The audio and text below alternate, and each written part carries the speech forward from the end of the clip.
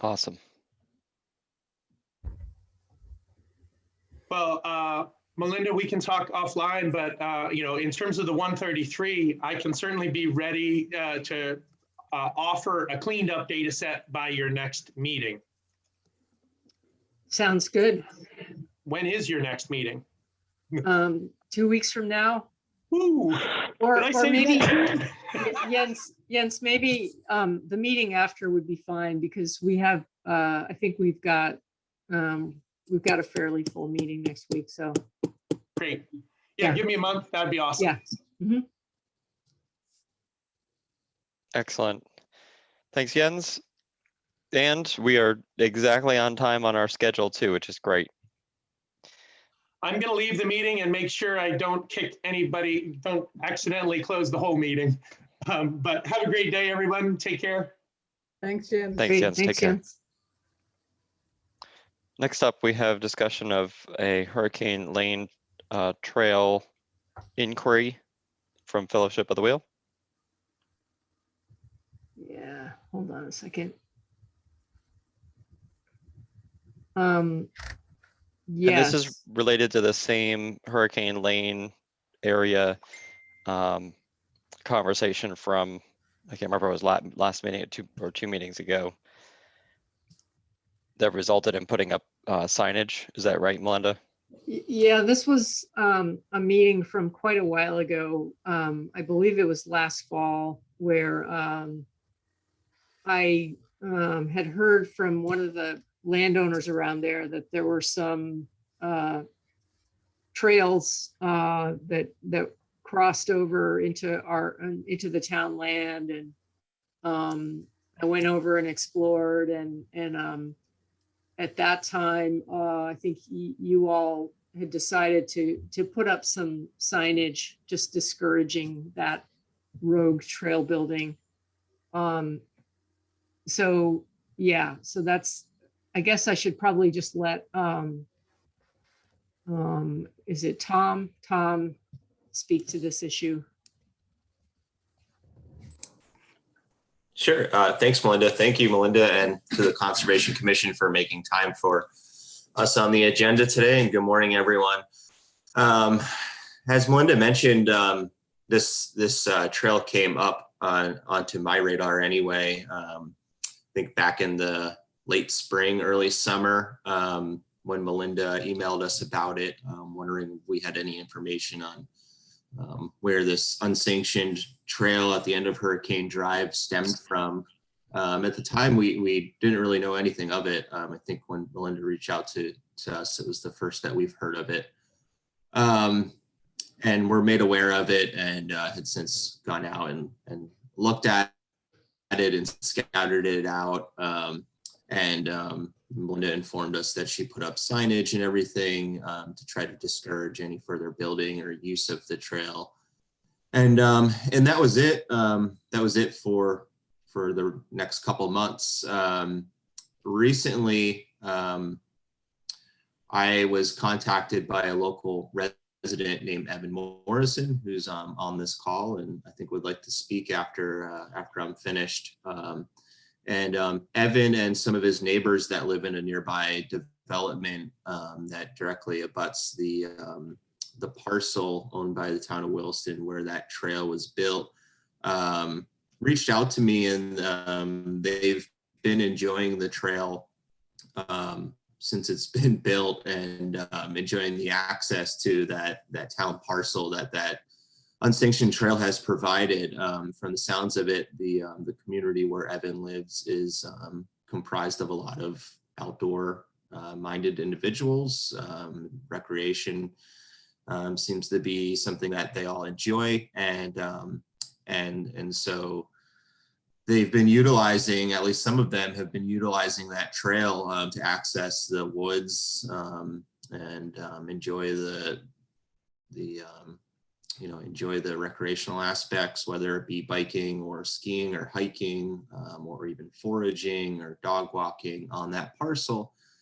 So they reached out to us, and I agreed to help Evan and anyone else interested get this back on the agenda to see if there's any interest from this group in taking steps forward to make this trail a legal sanctioned trail that could be enjoyed by local residents and people that work in all the business offices and things at the end of Hurricane Drive there.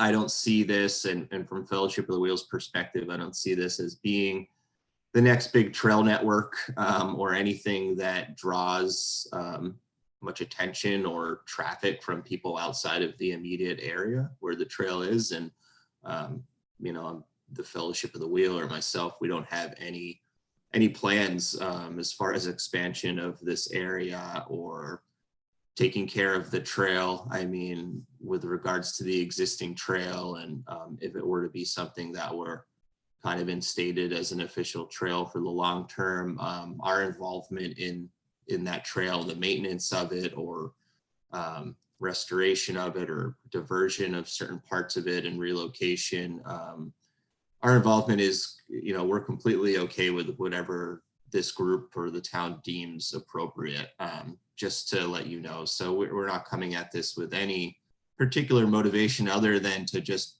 help these local residents and anyone else that's interested in continuing to use this resource, and just helping them advocate for it, and more or less getting them on the agenda today, and the opportunity to speak with you all. As Evan pointed out to me in his email, this trail does align with the Fellowship's mission, which is to try to find new opportunities for trails and multi-use trails that are closer to kind of downtown populations and more accessible to people. And this trail being kind of a nice connection between a residential area and the downtown sector of Williston, definitely aligns with that mission. And my understanding is that it also kind of aligns with Williston's kind of bigger vision of, you know, connectivity between different areas of Williston and providing natural paths to connect those areas for people. So the builder of the trail seems to have done his or her research and you know, carefully built this trail so that the vast majority of it is on the Williston town property. There is another section that goes through the through V-Trans property. So that's something that would have to be worked out with V-Trans or addressed, certainly if this trail were to be made official. And, you know, so the point of access would be a definitely something that would need to be worked out. In full disclosure, I am aware of the person that built the trail. They did, after seeing the signage put up by the town, they came forth to Fellowship of the Wheel to kind of come clean on it. My understanding that, you know, it was a COVID project, as we're calling these kinds of things. During the early days of the pandemic, a lot of people kind of took to their local woods behind their house or where they work, and were looking for ways to recreate without having to go to busy trailheads or to drive long distances. So this is kind of in line with something that we saw happening across the country with the uptick in trail usage across the board. And the individual has apologized and promises not to do any further work on this trail or any other rogue trail building anywhere, and has given me confidence, at least, that they've learned their lesson. So I'm just hoping that, you know, we can kind of, I understand that there could be concerns about, you know, making a trail like this that kind of was built without permission. A sanctioned trail could perpetuate further illegal trail building or give people the idea that that's sort of the way to get things done or to move things forward. I understand that sentiment is out there. I don't think that that's something to really worry about here. I don't think we see incidences of this in the area very often at all. partly because we have a really strong trail advocacy and a lot of great trail networks out there. So individuals don't really take it upon themselves to just build trails without permission very often. And I'm hoping that, you know, if this trail were to be something that sticks around for the long term, that kind of part of the narrative, I think, you know, it doesn't need to be part of the story of this trail necessarily. I think there's an opportunity here to kind of move past that, you know, let the lessons be learned and just frame this as something positive for the town and for the community, if we head in that direction, and for that not to be really a part of the story of this trail that's highlighted. So yeah, at this point, unless you have any questions for me in particular, I'd like to kind of hand it over to Evan, and we're also joined on this call by another local resident named Shane Rogers, who'd like to talk about just how he uses the trail and the value he sees in it, really briefly. But Evan in particular has a really extensive knowledge of the area and all of the local landowners. A couple of the residents have given him permission to pass through their land in order to access this town-owned parcel. And he provided the map here that you see with the shaded areas in green. So he can speak pretty extensively to kind of the climate amongst the residents there, and how they've enjoyed this trail and that parcel of town-owned land there, and what they'd like to see. As Evan pointed out, you know, there is a strong kind of outdoor business community in the area. You have Mammoth Sports Group, Jewelbo Eyewear, the REI, not too far away, that would potentially be interested in having an outdoor resource like this to attract employees and to provide, you know, nice outdoor recreation outlet for people on their lunch breaks and things like that. So I think there would be some interest from the local business community as well in doing something with this trail to make sure it sticks around for the long term. And yeah, and with that, I'd like Thanks, to Tom. Sure. Go ahead, Evan. Can I just break in here for a second? Please, Melinda. I would encourage you guys to be brief, so that you can give I know the commission members are probably going to want to, you know, they probably have some comments and they probably want to discuss this. So I'd like to give, you know, I think folks could get a chance to speak, but please, you know, be as brief as you can. Melinda and Reed, would it be okay if I make a quick comment? I have to get Nico to Audubon, and I do have something that I want to say that connects directly to what one of the points Tom just made, and I don't want to not be able to say it. Please, Kim, you can go ahead. So I think, and I don't want this to come across as me, you know, not supporting mountain biking or not supporting mountain biking trails. I think everyone on Conservation Commission knows that I'm an avid mountain biker and I support mountain biking trails throughout Chittenden County. However, I actually think, Tom, that there's some nuance to the issue of the illegal trail, and I don't think it's not a pervasive issue. I think that it's potentially, I'm privy to this because I'm also a member of the forestry community in Vermont, and I work closely with a lot of natural resource professionals and county foresters. And I have unfortunately had a lot of conversations during COVID about illegal trail building. And I think that it is something that a lot of foresters in the state and natural resource managers have seen an uptick of, including colleagues of mine who've had their research sites built through during COVID, which, you know, that ruins long-term research plots, and people certainly aren't doing it maliciously.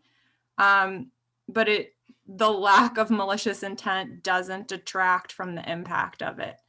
And at the same time, I will just say that, you know, I've been involved in both the mountain biking community and the forestry community for a while in Vermont, and I have many forest mentors who remember when the early days of mountain biking trail building in Vermont was almost exclusively illegal trails and went through lots of private land. And there were a lot of bad feelings about that. And some of those people are still practicing forestry in the state, and some of them have taught the current cohort of foresters those stories. And so I am not saying that this trail shouldn't get sanctioned, but I think that fellowship and this committee needs to be more sensitive to the fact that the natural resource community does not think that the illegal trail building is an issue. It's not a non-issue for the natural resource community, and particularly practicing foresters. And I mean, I can tell you that, like, in Jericho Research Forest, which does not allow mountain biking, people have cut swaths of trails, and it's not, it's Bill Keaton had like the better part of like a long-term research plot cut and had to confront people, and they had no idea. So I think it needs more than just a statement of it's not an issue. I think we need to figure out a way to address it, because there's a part of our community that's really important to conservation, that's worried about it, and that's sensitive to it. Did I say that in a way that makes sense to everyone? I don't not support the trail, but I think the issue of illegal trail building is not a non-issue. Thanks, Kim. Let's go ahead, Evan, and you heard Melinda's comments. Yeah, the more time that we can have for the commission to discuss, the more likely we're able to dig in deeply. So go ahead. Thanks, Reed. Yeah, we'll be quick. So hello, my name is Evan Morrison. This is Rachel Morrison. This is our kid Bowie, who might chime in as well. So yeah, we live on Oak Knoll Road. We live about 5 homes up from where Douglas is, which are the houses that have direct access to this property. We've lived here for about 3 years. And we have permission from some of the landowners to access that property and those trails just for hiking, walking, snowshoeing, and many of the neighbors use that property as well. We didn't build the trails, but we did notice last year when all the signs went up. And then, yeah, just some kind of key points. I don't know, Rachel, if you want to cover that. Yeah, sure. I mean, we just, given that they are already existing and, we have access, but want to make sure that we're, following all of the appropriate rules and not trespassing on town land. We just felt like wanted to bring this issue forth to the committee, given that they're already existing. There would be great to have these as free trails for the community for walking, hiking, biking, as we've talked about, and just given the existing infrastructure, that there is also some, we've driven down, it looks like there's pretty ample parking on Hurricane Lane to access the trails, and given the proximity to 89, we just thought this would be, a nice thing for others in the community to enjoy, and also help to ease some of the congestion at Five Tree and Sucker Brook, which have become increasingly busy and crowded, especially during COVID. So, so thanks all for considering, and that's all from us. And Shane, did you want to say something brief? Sure. Yes. Hi, everybody. My name's Shane Rogers. I also live on Oak Knoll Road. And I would like to echo what Evan and Rachel said. I am an avid forager and a explorer of the woods. And this past year has been wonderful to be able to have access to those trails that are on public land. However, in order to get to them, I had to knock on people's doors during COVID and ask permission to be able to walk through private property to access what is essentially a public good. And I would just implore this committee to really embrace the public in the public ownership and allow the public to access. And I would posit that the public has a right to it. And I understand that there are implications to illegal trail building, if you want to call it illegal. But I also do believe that the trail is there. The trail is a valuable resource to Williston. And I'm saying this as someone who's found flush of mushrooms that I would hate for people to find instead of me. So really, I hope you all will consider taking that this trail into the public sphere and allowing people to use it and utilize it as it should be. Thank you. Thank you, Shane. I'll go ahead and open up to the commission for discussion.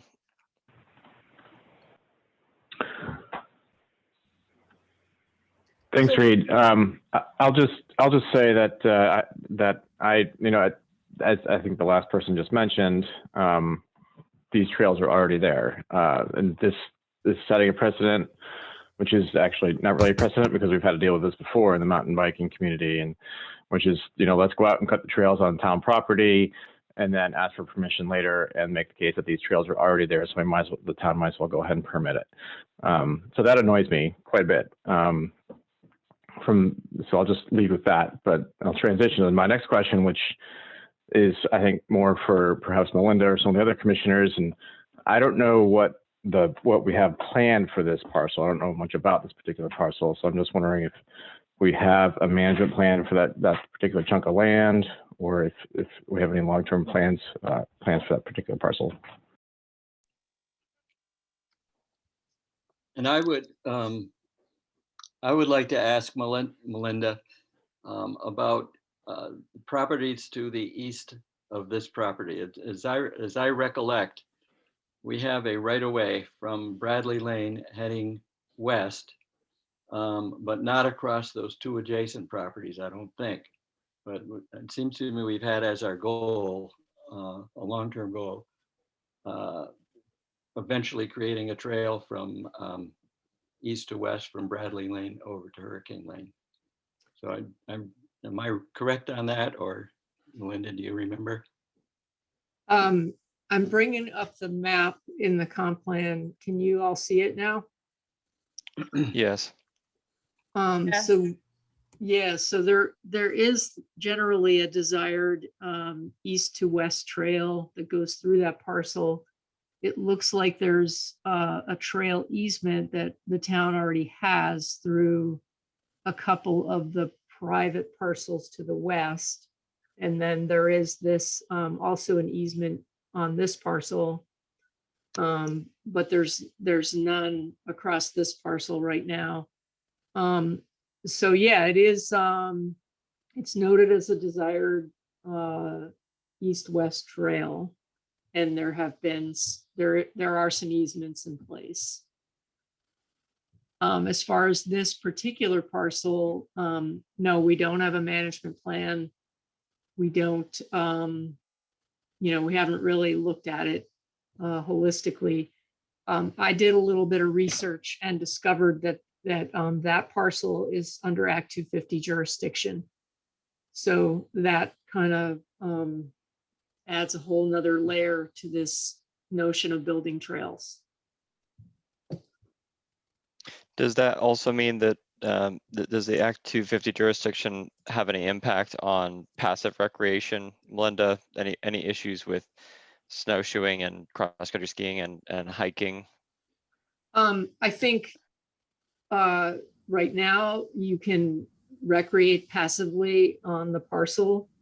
You can go and you can snowshoe and ski and walk and know that Act 250 doesn't have any impact on that.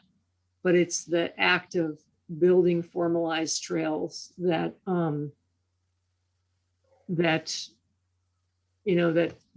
where Act 250 is concerned, and it'll bring up a whole raft of issues. Number one being archaeological resources, and if the town builds formal trails on that parcel without amending the Act 250 permit, we get in big trouble for doing that.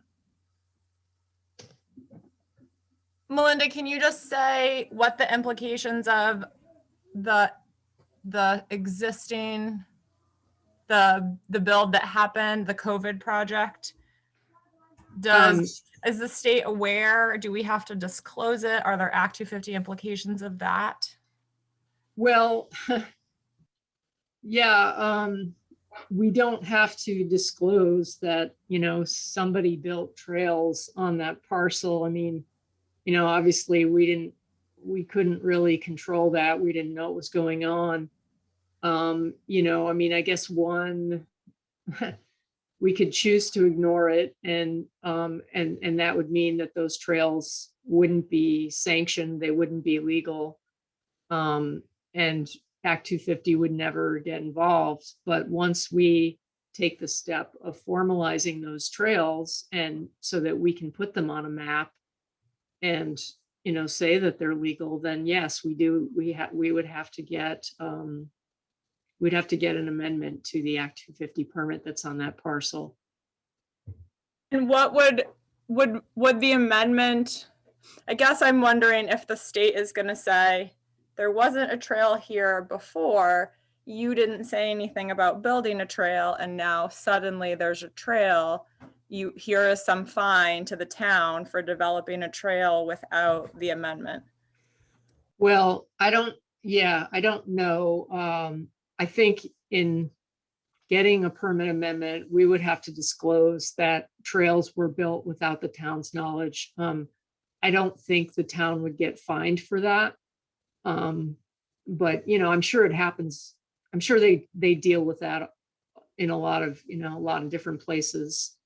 But it's hard to know how, you know, it's just hard to know, but I don't think that the town would face repercussions for trails that were already built there. However, in the act of formalizing them, we would have to take certain steps, some of which could involve, you know, the town needing to spend money on archaeological studies, et cetera, just knowing how that works in previous projects.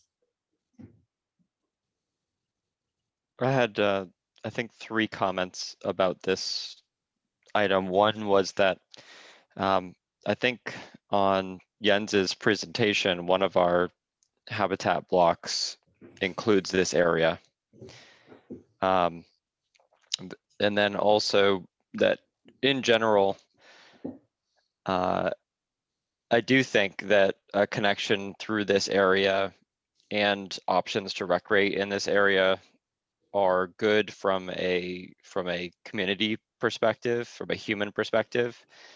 But I'm not sure it is the best location to develop recreation opportunities until we really do a full assessment like you're talking about, Melinda. We don't have a management plan for this property. I feel like we don't really know the impact of biking and trail building until we do that work that needs to be done before committing to recreation in an area.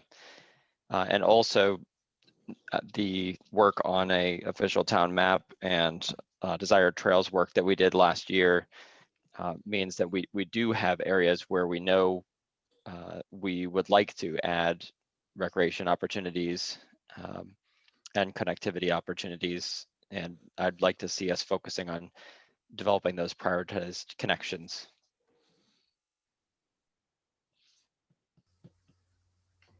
Melinda, I'm having trouble with my computer, so I think I've missed a bit of things. What was the original intent for that piece of land? Why does the town own it, and what was its? I don't know the original intent. I think this is the former Burnett property, so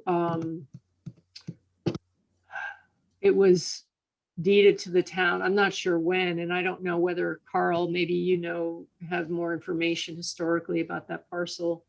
Well, I have a vague recollection of it that it was deeded to the town. I think the owner just gave it to the town, as I recall. I'm sure the town did not have to purchase it, and I think we just accepted that gift to the town. Mm-hmm. And that was, did the 10 or 20 years ago. Mm-hmm. And not sure if I quite got all this. The first person who spoke for the Fellowship of the Wheel, was the Fellowship of the Wheel willing to take over responsibility of maintenance of the trail, like at Mud Pond Country Park, to make sure erosion doesn't happen and things like that? Sure. Yeah, this is Tom Kupfer from Fellowship. We would be open to that. Yeah, if that's what was desired. Our involvement could be at any level.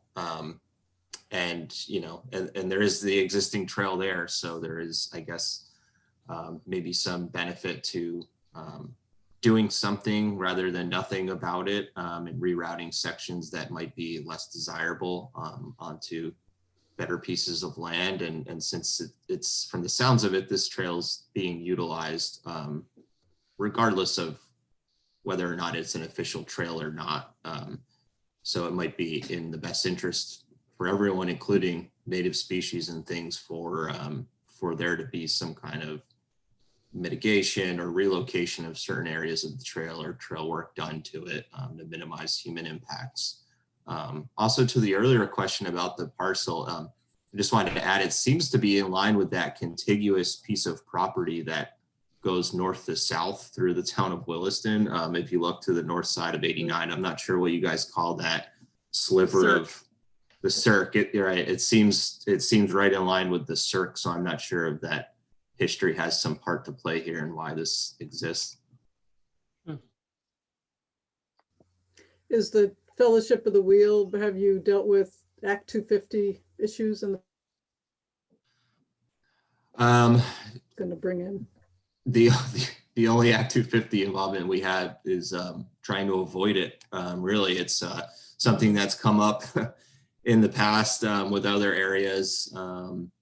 The Brownell Mountain area, for example, that we explored with Melinda earlier this year, is determined to be under Act 250 jurisdiction, which put a lot of red tape and kind of put the brakes on that potential for trail development.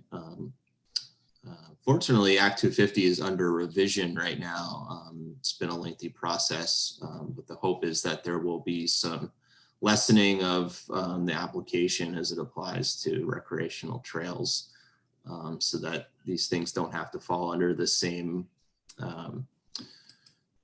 kind of restrictions as putting up a new building or a parking lot would, for example. So there is some hope there, but it's all to be determined.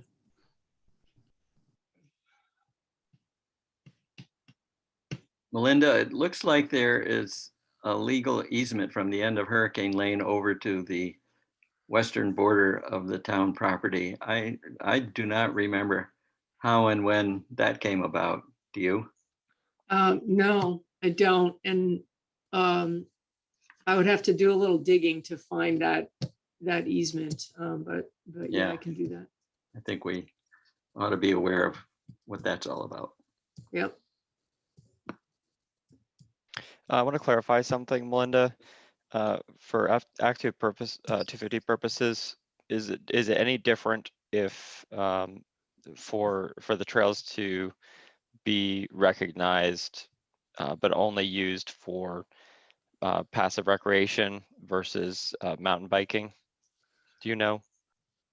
I don't think there's any difference. It's the trail itself that's the problem. Yeah, it's the trail itself.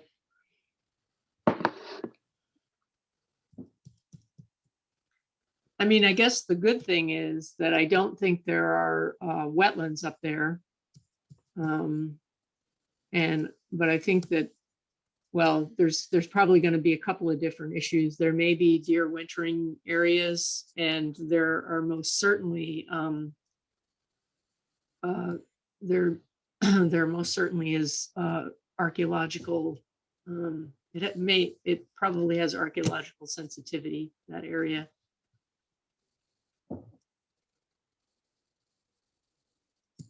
So it sounds like it would be a big project to have these trails be sanctioned by the town. And it also appears that with the signage that's there, people understand that they cannot build trails. I mean, is the best way forward just to let people in that small community continue to walk and snowshoe and bike on those trails? Or do we, I mean, the other option is moving forward. And I know that we have, the assessment of the other trails in town means that we have to spend a lot of money on those trails. And I can't imagine there's much left for dealing with this property. Is that correct, Melinda? Well, I think if this were to be pursued, I guess my understanding based on communications here between us and Fellowship is that Fellowship would be the ones to develop these trails further and maintain these trails. So that's kind of the way it works at Mud Pond Country Park. The trails at Mud Pond Country Park were not included as part of that townwide trail assessment because the town doesn't maintain those trails. So I think, correct me if I'm wrong, but I think that what's being proposed is kind of a similar thing here. So would it be Fellowship then that goes ahead and finds out about what the Act 250 restrictions are and how to proceed? Well, I think that the town would have to play some role in that. The town would need to be the applicant because it's town land.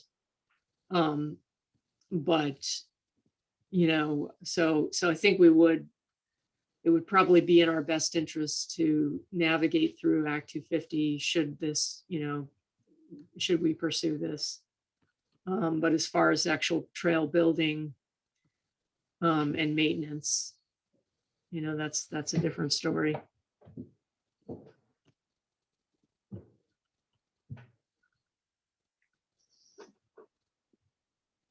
Does anybody want to make any motion about what to do?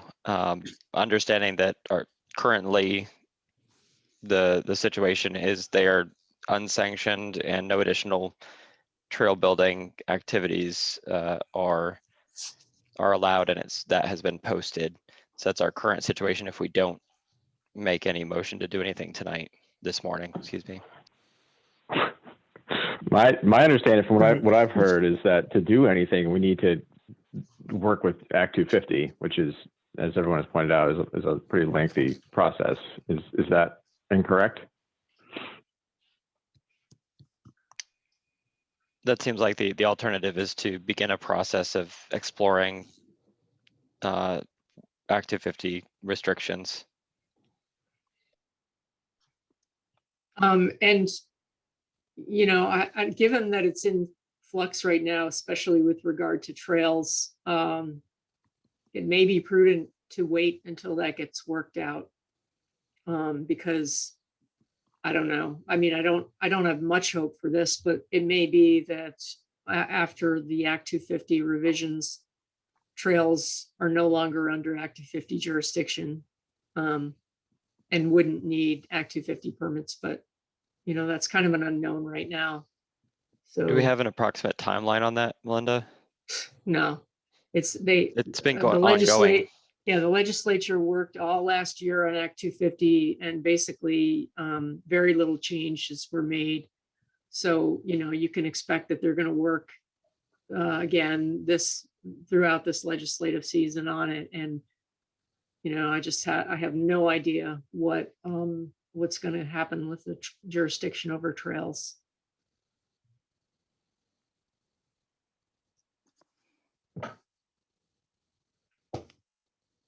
I'm in favor of just like chewing on it for a little bit and then maybe revisiting at a future meeting. And I have to go bring Nico to Audubon. So I'm gonna, sorry that I'm arriving late and leaving early, but I think I at least feel like I want to think a little bit about the dynamics and how it could be done in a way that doesn't set an unwanted precedent and honors all members of sort of the conservation and forest user community. Mommy. Yes, I know, baby. I'm going to bring you in a second. So I think I could abstain today, or I'm just not ready to vote, I think. Thanks, Kim. I agree. I'm not sure that there's anything we need to vote on anyway. If we can't, I guess our vote would be to move through the Act 250 process, but I'm in favor of just holding tight until we can decide whether or not to move forward with Act 250.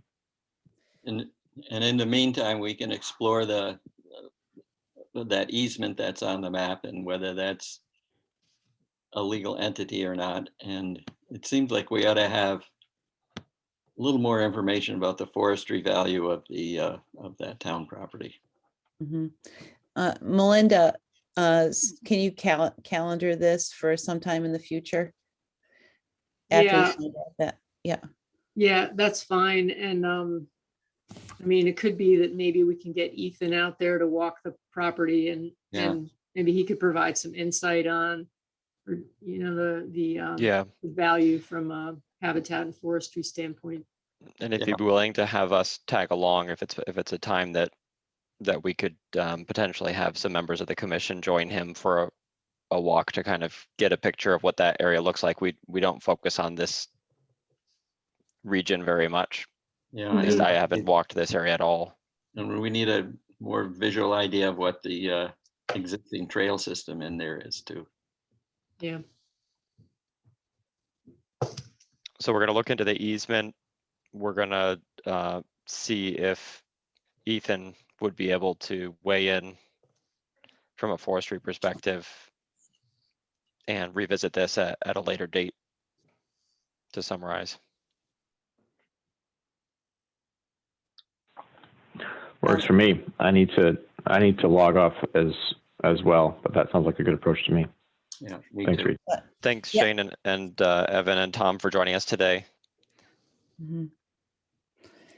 Yeah, and I just wanted to say that I'm very familiar with that area and I know the owners of the properties that are nearby and I know that they ride their horses all through there and I can just chat with them to see, I don't know if they have any insight into, you know, something about the property that might be useful. That would be great, Laura. Thanks for the note in chat, Evan. We appreciate your engagement. Next up on the agenda, we have staff report and other business.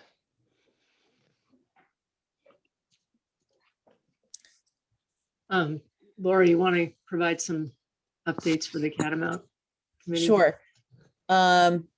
So the Catamount Forest Committee, the big thing that's going on is the fact that Ethan is pursuing an archaeological review and the latest is that Melinda, he let you know that it was a good idea. So I assume we're going to move forward with that.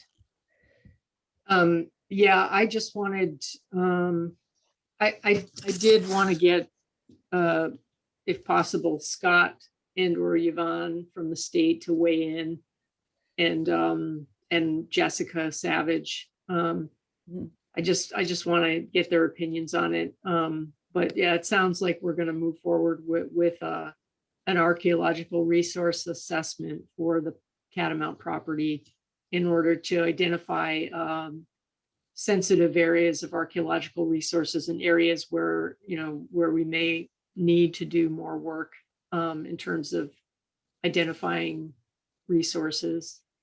Yeah, and just a reminder that the reason that we're going forward with this mainly is that because Ethan's project, along with Tony D'Amato and Gary, is to scarify the ground when he does his logging work, and to disturb the ground in any way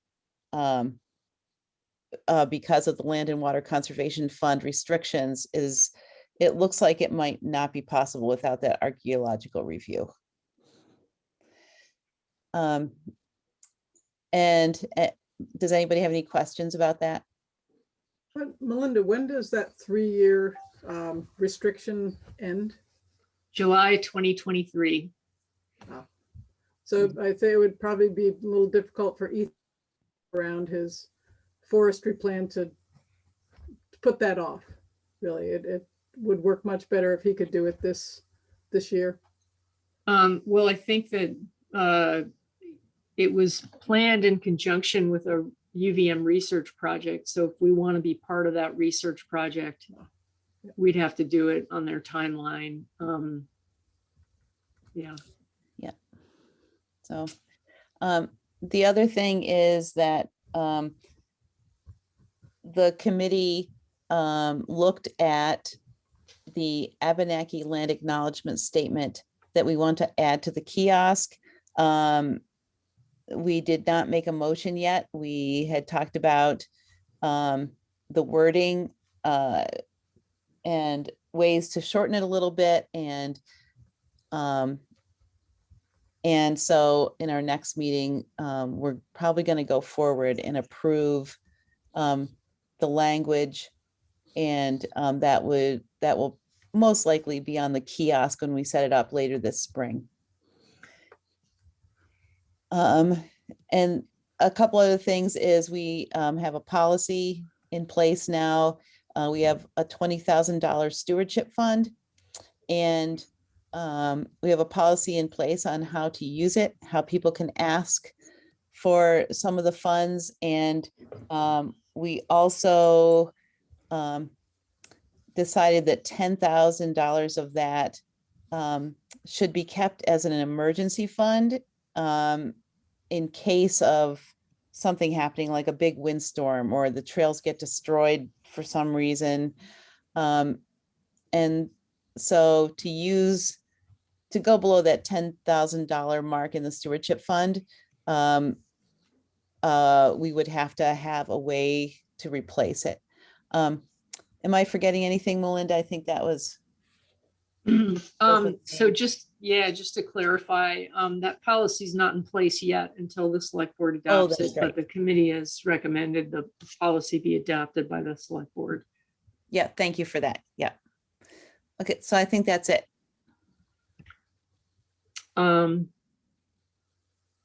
If there are no questions about that, I'll just briefly go on to other staff updates. I was recently approached by folks at the Whitney Hill Homestead.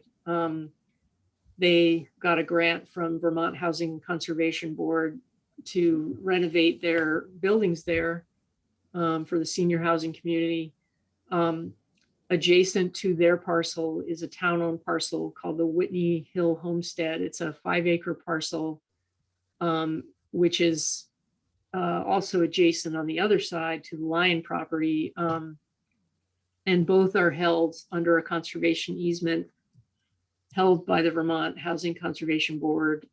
So Vermont Housing Conservation Board had some interest in restoring these old trails that existed on the Whitney Hill Homestead, and asked their grantee, the housing organization, to look into restoring those trails with the town. I had a short meeting with them, and basically I think that those trails are, they were in existence a long time ago. I think even back in the early 2000s, they were barely there. So I agreed to do a site visit in the spring with VHCB staff to assess the feasibility. But, I think that in the long run, it could be nice to have a trail that goes from Whitney Hill Homestead over to Lion property. But I have some reservations about, ideally, it would be great if you could have an accessible trail, but that could get really expensive. But anyway, in the long run, it might be something that you might want, you could consider.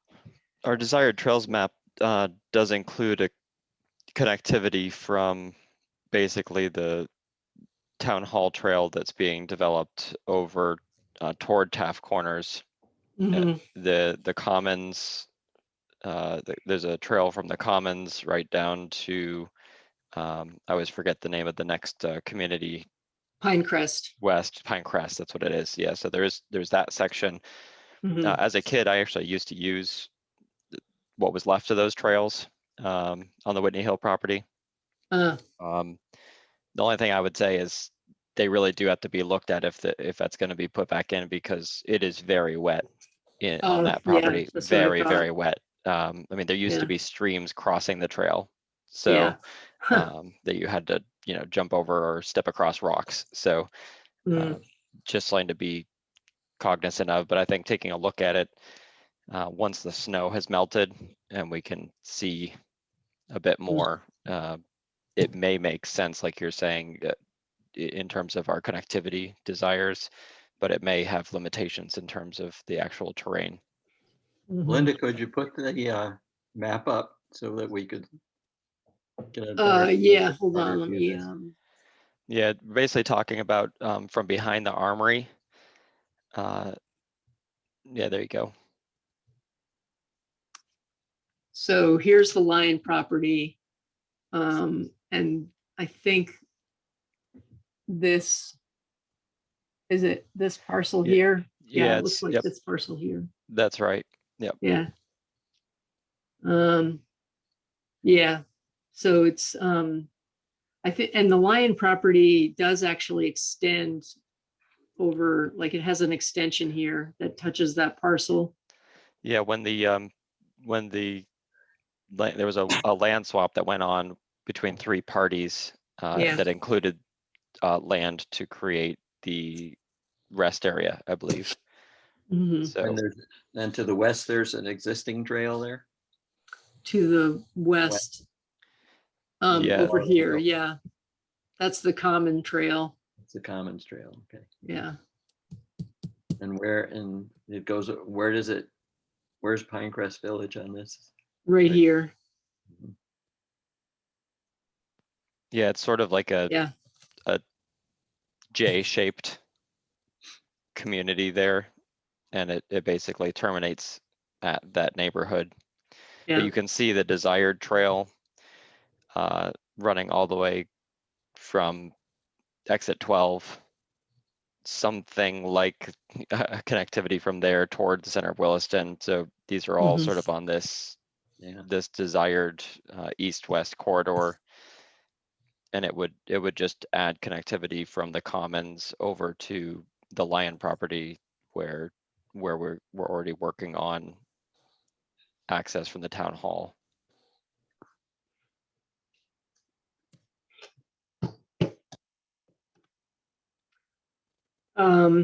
Yeah, so So would these trails be used by the Whitney Hill, the senior living place, or would it be accessible for all townspeople? well, I think the idea is that they would use them, but they would be, if the town is involved in construction of these trails, they would be open to anybody, I believe. So I think right now, the next step here is that we're just gonna do a site visit in the spring. And after that, I mean, we'll just have to, get a better feeling for how feasible this is. Thanks for bringing it up. Yeah. The next item, I got a request from a scout to do an Eagle project to construct a little trailhead kiosk for the town hall fields, the former Lion property, in the back of the town parking lot. So I'm, sort of tentatively beginning to work with that person and see if that's something that he can work on. Chapin developed a trail around the field, and that hasn't really been formalized yet. So that would be a way to formalize that trail and make it be known that it exists back there. And I think that's pretty much all of the updates that I have for now. Thank you, Melinda. Mhm. Anything else, or do we have a motion to adjourn? I'll make a motion to adjourn. This is Laura. Thanks, Laura. I'll second it. Oh, yeah, we do have 4. Awesome. All those in favor? Aye. Aye. Aye. All those opposed? All right, thank you, everybody. We'll give you back 6 minutes. Have a great day. See you later, all. Right, bye-bye. Bye.